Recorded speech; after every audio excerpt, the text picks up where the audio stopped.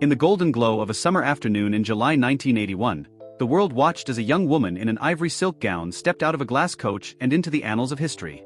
Lady Diana Spencer, only 20 years old, walked the long red aisle of St. Paul's Cathedral to marry Charles, Prince of Wales, the heir to the British throne. It was a ceremony watched by over 750 million people worldwide, an event billed as a fairy tale, complete with a charming prince, a radiant princess, and the promise of happily ever after. But fairy tales are often just that, fiction wrapped in dreams. The story of Prince Charles and Princess Diana was more Shakespearean tragedy than Disney fantasy. What began in pomp and pageantry quickly unraveled into a tale of emotional isolation, betrayal, psychological scars, and media warfare. By the time Diana tragically died in a Paris car crash in 1997, she had become the people's princess. A woman whose warmth, vulnerability, and courage resonated across class and nation. For Charles, her death marked a turning point, a shadow that would follow him into old age, even as he finally ascended the throne at the age of 73. Now, at 76, King Charles III has begun speaking with a candor never before seen in a monarch. In recent months, while battling ongoing health concerns, he has reflected more deeply, and publicly, on the seismic relationship that shaped his life, reshaped the British monarchy, and changed the course of royal history.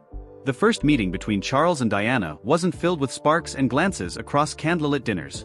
In fact, it was unremarkable. In November 1977, Charles was dating Sarah Spencer, Diana's older sister. He met Diana at Althorpe, the Spencer family estate. At just 16, Diana was shy, with a quiet presence. Charles was 29, and although he hardly took notice of her then, she remembered him with fascination. In the years that followed, Charles's romantic life became a subject of national curiosity. As heir to the throne, it was expected, almost demanded, that he find a woman who was not only noble and beautiful but also virginal and compliant. Charles was nearing 30, and the pressure was mounting from both Queen Elizabeth II and Prince Philip to choose a suitable wife. Diana re-entered his life in the summer of 1980. At the time, she was working as a part-time kindergarten teacher in London. Though their interactions were brief, there was a sense of something forming. Charles began inviting her to events, Balmoral, the royal family's Scottish estate, being one of them. Diana passed the ultimate test, the Queen and Queen Mother approved. But Diana was not prepared for the world she was stepping into. And Charles, as it would later become clear, was not ready to give her what she needed: love, intimacy, and emotional safety. On February 24, 1981, Buckingham Palace announced the engagement of Charles and Diana. In their now famous engagement interview, a journalist asked them if they were in love. Diana, glowing, answered, "Of course." Charles, in a moment that would haunt their relationship forever, said, "Whatever in love means." To the public, it seemed like a slip. To Diana, it was the first red flag in what would become a sea of emotional disconnection. She would later describe the moment as confusing and hurtful, even humiliating. The wedding, on July 29, 1981, was a display of regal perfection. Diana's 25-foot train, the longest in royal history, became iconic.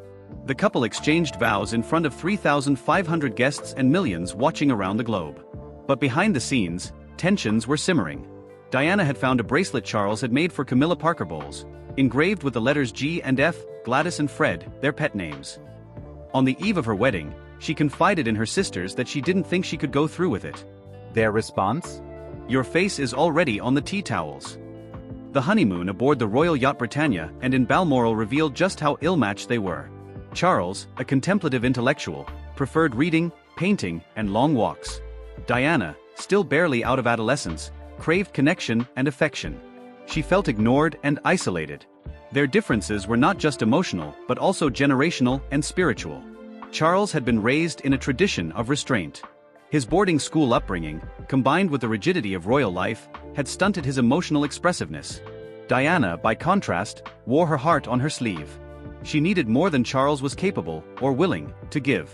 The birth of Prince William in 1982 brought a temporary sense of joy. Diana was a devoted, loving mother. Charles, while pleased, was disappointed that William was not a girl. He reportedly wanted a daughter first. By the time Prince Harry was born in 1984, the marriage was already deteriorating. Diana would later admit, "As Harry was born, it just went bang. Our marriage, the whole thing just went down the drain." At the heart of the disintegration was a third figure, Camilla Parker Bowles. Camilla and Charles had dated in the early 1970s, but the relationship ended when Charles left for naval service. Camilla eventually married Andrew Parker Bowles, Yet her connection with Charles never fully ended. Their bond was intellectual, emotional, and later, physical. Diana sensed this almost immediately. She reportedly confronted Camilla before the wedding and told her, "I know what's going on between you and Charles, and I just want you to know that." Charles maintained for years that the affair resumed only after his marriage had irretrievably broken down, but Diana believed otherwise. She felt like a puppet in a marriage of three, a triangle made not of geometry, but agony. Her words to Martin Bashir in the now infamous 1995 Panorama interview echoed across time, "There were three of us in this marriage, so it was a bit crowded." Publicly, Diana was beloved. Privately, she was unraveling. She developed bulimia early in the marriage, a manifestation of the pressure, the lack of affection, and the fear that she wasn't good enough.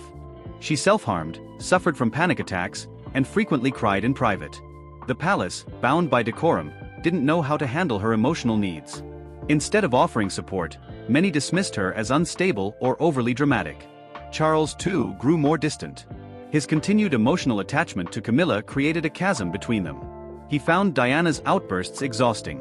She found his coldness unbearable. Diana once threw herself down a flight of stairs while pregnant to get his attention. He responded not with horror but with frustration. Her pain was becoming too loud to ignore, but it was, nevertheless, ignored. While the royal facade tried to maintain dignity, behind closed doors, the royal marriage was becoming increasingly strained. But there was one element that neither Charles nor Diana could control: the media. Diana's beauty, fashion sense, and charismatic connection with the public made her a global icon. The press adored her, and the people were captivated. Wherever she went, flashbulbs followed. She became the most photographed woman in the world. But with fame came intrusion. Diana had once said, "At the age of 19, you always think you're prepared for everything." But the pressure, the media attention, it was isolating. Charles, meanwhile, grew quietly resentful. He had always struggled with popularity, even within the royal family. Suddenly, his young wife was eclipsing him on the global stage. On tours, crowds clamored for her. He was often left awkwardly in the background. The British tabloids began sensing the growing rift. Whispered stories of infidelity, emotional breakdowns, and rivalry made the front pages. Leaks from palace insiders, often anonymous, fueled speculation. Both camps began briefing the press, intentionally or otherwise. Diana's glamour, vulnerability, and authenticity made her relatable. But behind her radiant smile, she was withering. And Charles, feeling overshadowed and cornered, became more distant, more defensive, and according to some palace staff, more bitter. By the early 1990s, the royal family could no longer contain the rumors. The press was no longer a silent observer, it had become a battlefield. In 1992, Prime Minister John Major made a quiet yet shocking announcement before Parliament: Prince Charles and Princess Diana were separating. The marriage, once declared a union blessed by the heavens, was now a public mess. Both parties continued fulfilling royal duties, but behind the scenes, their interactions were cold and scripted. The years between 1992 and 1996 were filled with drama, scandal, and a public airing of grievances unlike anything the British monarchy had faced in modern history. In 1994, Charles participated in a televised documentary to help rehabilitate his image. In it, he admitted to adultery, though he claimed it only began after the marriage had irretrievably broken down. The revelation sent shockwaves around the world. His affair with Camilla Parker Bowles was no longer a secret. Diana responded in 1995 with her BBC Panorama interview, an unprecedented, raw, and emotional broadcast. Sitting alone in a dimly lit room with journalist Martin Bashir, Diana opened her soul to the world. She confessed to suffering from bulimia, postnatal depression, and self-harm. She admitted to having an affair with cavalry officer James Hewitt. But the most infamous line, etched forever in British history, was her reference to Camilla. "Well, there were three of us in this marriage, so it was a bit crowded." The royal family was blindsided. Queen Elizabeth, after years of hoping the couple might reconcile, wrote to both Charles and Diana urging them to divorce. In 1996, the divorce was finalized. Diana lost the title of Her Royal Highness, though she retained the title of Princess of Wales. The settlement included a lump sum reported to be over £17 million, along with a security detail and continued access to Kensington Palace. What neither she nor Charles could know then was that only a year later, their story would take a far darker turn. Diana's romantic life post-divorce also made headlines. She was linked to heart surgeon Hasnat Khan, whom she once described as Mr. Wonderful. But their relationship, though deeply emotional, didn't withstand the pressure of public scrutiny and cultural differences. In the summer of 1997, Diana was vacationing with Dodi Al Fayed, the son of Egyptian billionaire Mohammed Al Fayed. The media frenzy intensified. Paparazzi pursued them across Europe. The press had found a new love story to devour. Yet, those closest to her said Diana was hopeful. She was rebuilding. She had reconnected with William and Harry, promising them a new, freer chapter. She was 36. Beautiful. Confident. Finally, on her own terms. No one could have imagined how short-lived that chapter would be. August 31, 1997. Paris. Just past midnight, the black Mercedes carrying Diana and Dodi sped through the Pont El Alma tunnel. Pursued by paparazzi, the driver, Henri Paul, was later found to have alcohol in his system. The car lost control and crashed violently into a pillar. Dodi and Henri died at the scene. Diana was alive, but gravely injured. She was rushed to Piti-Salpêtrière Hospital. Despite the efforts of French doctors, she went into cardiac arrest. After hours of attempted resuscitation, Princess Diana was declared dead at 4 a.m. The news shattered the world. From Buckingham Palace to Broadway, from Africa to Australia, grief poured out like never before.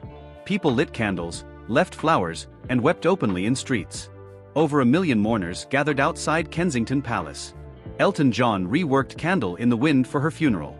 Billions watched as two young boys, Princes William and Harry, walked behind their mother's coffin with Charles, Prince Philip, and Diana's brother Earl Spencer. Inquests, conspiracy theories, and suspicions followed for years. From claims of a royal plot to silence her, to speculation over her relationship with Dodi and its implications, many believed the truth was more complex than an unfortunate crash. Charles, for his part, was caught in a storm. He flew to Paris with Diana's sisters to retrieve her body. He allowed William and Harry time to grieve in privacy. And at the funeral, he walked behind her coffin in solemnity and shame. He later told close aides that he would carry the guilt for the rest of his life. But he never spoke publicly about his role in her life or death. Until now. In the aftermath of Diana's death, the British monarchy faced one of its greatest modern challenges. The public was mourning not just a beloved princess, but a symbol of compassion, independence, and humanity. Many blamed the royal establishment, and by extension, Charles. Though Charles did much behind the scenes, flying to Paris to bring back Diana's body, personally ensuring she received royal honors at her funeral, none of it seemed enough for a grieving public. There was palpable anger directed at him and Camilla Parker Bowles, the woman long considered by many as the catalyst for Diana's suffering. For years, Camilla had been branded the other woman, a homewrecker, a mistress. And Charles was the man who had betrayed the most adored woman in the world. Their public image was at rock bottom. The royal family, often perceived as emotionally distant, was forced to confront an unprecedented wave of public disapproval. Even Queen Elizabeth II's delayed response, only appearing on television 5 days after Diana's death, was interpreted as cold and insensitive. Charles was advised to keep Camilla out of public view. He followed that advice. Their relationship, while continuing privately, went underground for a time. He focused on rebuilding his bond with his sons, William and Harry, who were devastated by their mother's loss.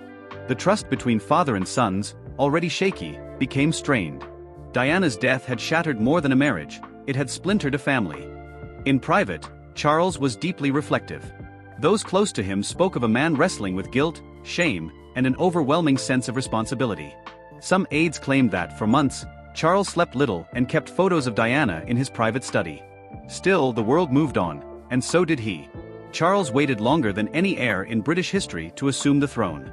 When Queen Elizabeth II passed away on September 8, 2022, at the age of 96, Charles ascended as King Charles III. He was 73 years old. The transition, though long anticipated, was emotionally profound. For the British people, it marked the end of an era. For Charles, it was the culmination of a lifetime of duty and loss. He took on the crown with a quiet resolve. His coronation, held in May 2023, was traditional yet noticeably streamlined, reflecting his desire for a slimmed-down monarchy. Camilla was crowned Queen Consort, a title that had once sparked outrage but was now more quietly accepted. The years of effort to rehabilitate their image had paid off. Camilla was praised for her unwavering support of Charles and her commitment to royal duty. As king, Charles emphasized modern values, climate change, youth development, religious tolerance, and the importance of national unity.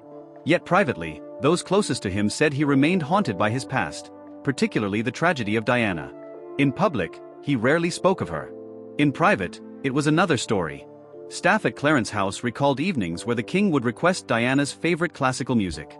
Old letters she had written remained preserved in his library. And despite occasional tension with his sons, Charles never blocked their efforts to preserve her legacy. But there remained one truth, buried, painful and unspoken, that Charles carried alone.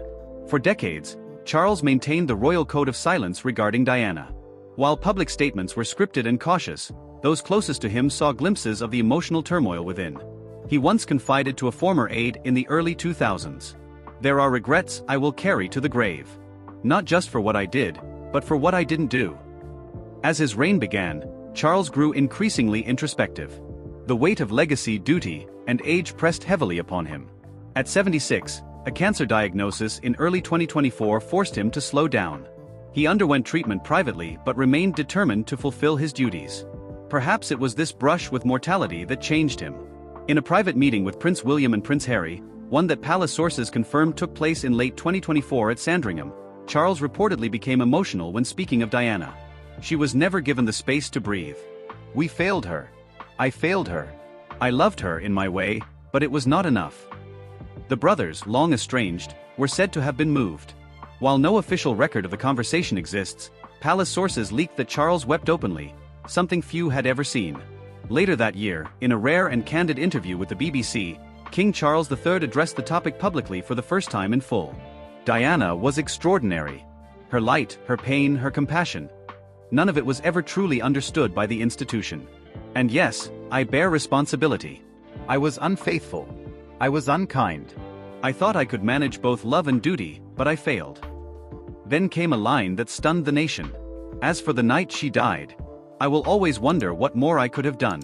I do not believe there was a conspiracy. But I do believe we failed to protect her, from the press, from isolation, from ourselves." The admission, decades in the making, was both devastating and cathartic. For many, it was the closest thing to closure they would ever get. For Charles, it was a form of redemption. But also a final confession. From the moment news of Diana's death broke on August 31, 1997, speculation and conspiracy theories flooded the public sphere. Many believed her death was no accident, that she was silenced by the monarchy, MI6, or powerful political forces. The theories were fueled by several factors. Diana's fear of being surveilled, as revealed in letters to her butler and friends.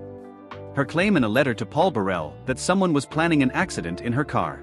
The mysterious behavior of the paparazzi and security forces in Paris that night. The fact that she was dating Dodi Fayed, an Egyptian Muslim, at the time of her death, fueling speculation that the establishment didn't want her to marry him. In response to public pressure, the British Metropolitan Police launched Operation Paget in 2004, a comprehensive investigation into the conspiracy claims. The report took nearly 3 years to complete. Its conclusions, released in 2006, found there was no evidence of foul play. The crash was caused by the reckless actions of chauffeur Henri Paul, who was driving drunk and speeding. Diana was not wearing a seatbelt, which significantly worsened her injuries. The paparazzi's behavior, while dangerous and aggressive, was not the direct cause of the crash. The French authorities had previously reached similar conclusions in 1999. Despite this, many remained unconvinced. Dodi Fayed's father, Mohammed Al-Fayed, was among the most vocal critics of the official narrative. He insisted Diana and Dodi were murdered in a plot orchestrated by MI6 and Prince Philip. He claimed they were engaged and Diana was pregnant. Operation Paget found no evidence of a pregnancy or engagement. Charles and the Queen's inner circle, while cautious about Diana's post-divorce public image, were not shown to be involved in any covert action. Still, in the court of public opinion, doubts remained. Even Charles privately expressed his discomfort with the unending speculation. One former aide recalled him saying, "People believe I killed the mother of my children. How can I ever defend against that?" While no concrete evidence of conspiracy was found, the environment of secrecy, detachment, and historical failures within the monarchy created fertile ground for mistrust. And that mistrust still lingers. As King Charles entered his late 70s, he faced the dual burden of legacy and mortality. In early 2024, Buckingham Palace announced that Charles had been diagnosed with an unspecified form of cancer. The news sent shockwaves through the nation. Though the exact details were kept private, it was confirmed that he would reduce public duties during treatment. The diagnosis forced a confrontation with time. After decades of waiting to be king, Charles's reign had only just begun, and it now appeared uncertain how long it would last. Those close to him reported that Charles became even more introspective. He spent long hours writing in his journal, often walking alone through the gardens of Highgrove House, his private sanctuary. He began dictating a private memoir, a project not meant for publication during his lifetime, but for his sons and grandchildren. In it, he reportedly reflected deeply on his relationship with Diana, his regrets, his love for Camilla, and the burden of being a prisoner of destiny. In private conversations, Charles became more candid. He reportedly told one friend, "I was born into a role, not a life. I made choices that hurt people. But I never stopped loving her in my own way." He remained close to Prince William, who had taken on more public duties in his father's absence. Their relationship was described as respectful but emotionally guarded. His relationship with Prince Harry remained fractured, wounds from the past still raw, but there were efforts at reconciliation. The brothers reportedly visited their father together in the autumn of 2024 during his treatment. In recent days, Charles gave a rare and emotional Christmas broadcast, in which he made one final public acknowledgement. The journey of life is seldom straight. In the end, what endures is not titles or crowns, but the love we gave and the wounds we tried to heal. I pray that Diana's light continues to guide us all. It was the final heartfelt tribute. A confession from a man who had spent decades behind royal walls, finally allowing vulnerability to reach the world. Like if Diana's story touched your heart. Subscribe for more videos.